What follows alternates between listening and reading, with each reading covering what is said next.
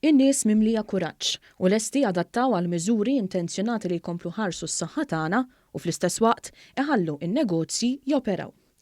Dan kien kliem il-Prim Ministru Robert Abela waqt intervista fuq l-Istazzjon 1 jumejn wara illi l-istabbilimenti tal-ikel u taż-żbuħija fetħu mill-ġdid.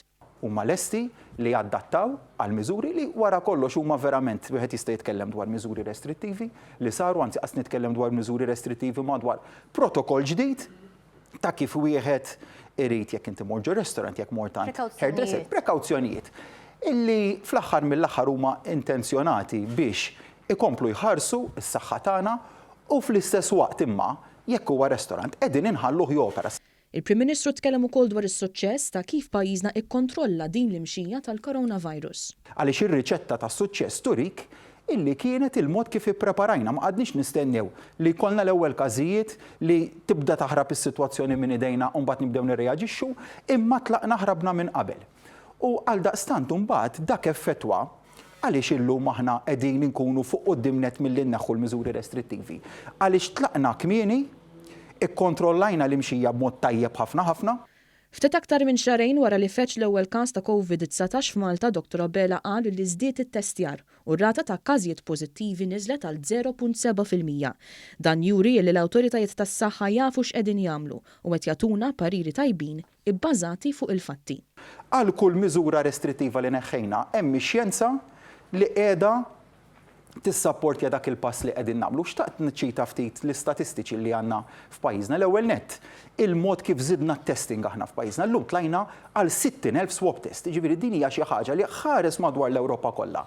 Ara il-persentaġġi komparati mal-popolazzjoni u ssib li ħadd met jagħmel it-testing intensiv li qegħdin nagħmlu aħna.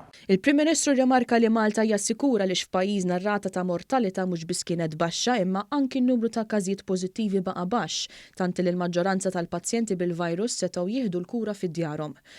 Fakkar ukoll li t-tnejn se jerġgħu jibdew isiru żjarat fid-djar tal-anzjani u bekk tittaffa weġa ta' ħafna. Il-Prim Ministru tkellem ukoll dwar il-pakkett ta' miżuri ta' għajnuna mill-Gvern lin-negozji b'100,000 impjieg jiġu salvati.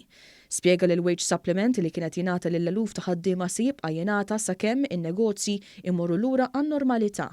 Issa huwa ċans li wieħed juri l-fiduċja illi għandu fl-ekonomija, qal il-Prim Ministru Robert Abela. U għaldaqstant hekk kif fil-setta tneħħija ta' miżuri restrittivi li jmiss inkunu qegħdin nerġgħu niftħu fost oħrajn iċ-child care centers tagħna skola sajf ukoll hemmhekk se jkun ifisser li aktar ġenituri illi tajna weight supplements sabiex jistgħu joqogħdu id-dar ma' tfal tagħhom jistgħu jirritornaw lura għax-xogħol. Jum wara illi l-Aġenzija Ġermaniża Credit Reform Rating ikkonfermat ir-rating ta' A+ bi prospetti stabbli għal Malta, il-Prim Ministru Abela qal li dan huwa ċertifikat tar-reżiljenza tal-poplu u tan-negozji. Huwa temm jgħid li l-għajnuna li ta' il-Gvern kienet meħtieġa u se tibqa' meħtieġa sakemm jiġi żgurat li negozji ma jaqgħux lura. Qal li issa huwa żmien li wieħed jaġġusta bil-mod tan-normalità tax-xogħol u jerġa' jibda jinvesti mill-ġdid biex ir-rota ekonomika tkompli ddur għalina lkoll.